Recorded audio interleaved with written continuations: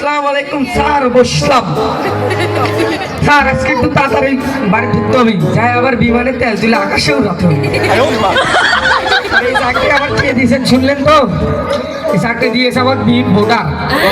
Bit বাজার হবি না, bit বড় ভাই হবি।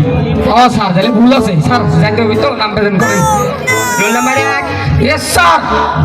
Roll number 2। স্যার আসেনি। তুই বলতে বলেছি?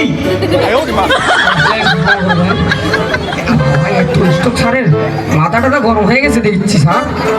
স্যার তাহলে পড়াশোনা শুরু করেন। কে বলটু, তোর কি লজ্জা করলো না? তোর চেয়ে বয়সে কম একটা ছোট ছেলেকে পেটাতে? এখন যদি এমন হয় তাহলে বড় হয়ে তুই কি হবি?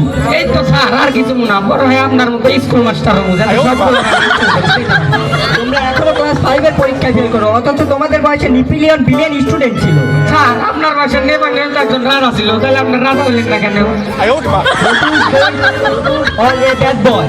স্যার আসার সময় আমার গাড়ি কাদায় পড়ে আটকে গেছে।